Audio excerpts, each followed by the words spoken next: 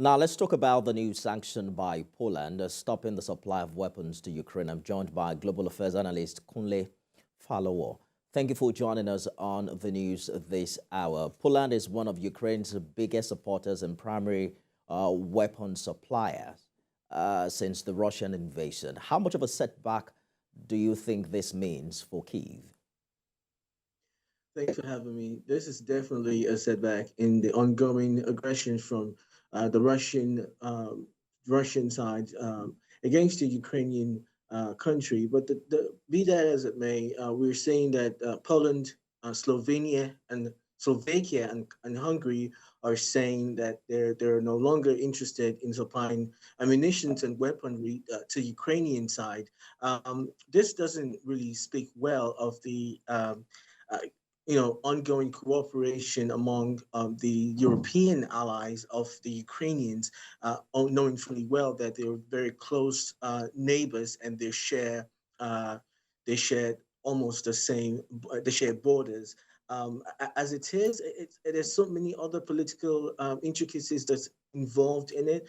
It has much to do with the grains, and also let's not forget that Poland, as it is, and Hungary and Slovakia, those countries have been supplying ammunition and weaponry to Ukrainian side for since the start of the aggression.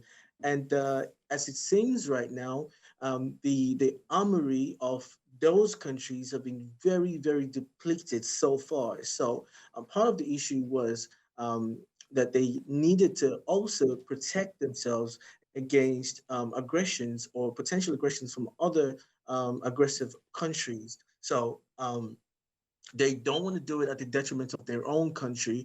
So they're trying to stockpile for their own self as against just sharing and just distributing, which kind of makes a lot of sense because you have to also protect your country as it is, security wise. But also there's some other economic factors that have necessitated the need for them to stop distributing or supplying weaponry to the Ukrainians. Part of it was the fact that there seems to be a little bit of dispute between the Ukrainian government and those European allies when it comes to grain importation from Ukraine down to those And, countries. and on the Polish side, Mr. Falowo, it all boils Mhm. down to self-protection because what the Polish Prime Minister is also saying is that we imposed ban on Ukraine's grain exports or imports Mhm. rather in order to Mhm. be able to protect Polish farmers. Are these signs that the world will soon grow wary of the Russia-Ukraine war and each country will start prioritizing self-preservation? Self-preservation is essential. We need to look at some of those things that which are really concerning. The war that's been ongoing, we kind of anticipated that it was going to be abated. Um, Russian Vladimir Putin was going to come back to his senses, and things were going to be negotiated, and the war will be over sooner than later. But unfortunately, we're seeing that this is not the case. Having said that, um, Vladimir Zelensky is ongoing efforts to solicit support from any country and every country who's yearning to see democracy thrive in Ukraine.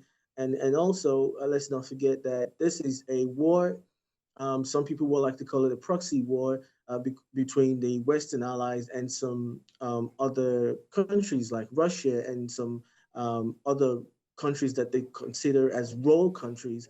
But nonetheless, we uh, Vladimir Zelensky continues to solicit for funds, for donations, for weaponry in the state and in the bid to protect the territorial integrity of Ukraine. And anyone who is deeply concerned about the future of democracy in the Western world or anywhere for that matter will have to continue to support Ukraine.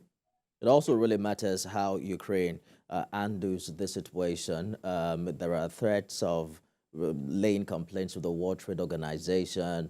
There are comments like political theater around grain imports that President Zelensky alluded to. at the UN General Assembly. But I guess we'll see how it all plays out in the coming days. Kunle Falowo, Global Affairs Analyst, thank you for talking to us on the news Absolutely. this Thanks for hour. having me.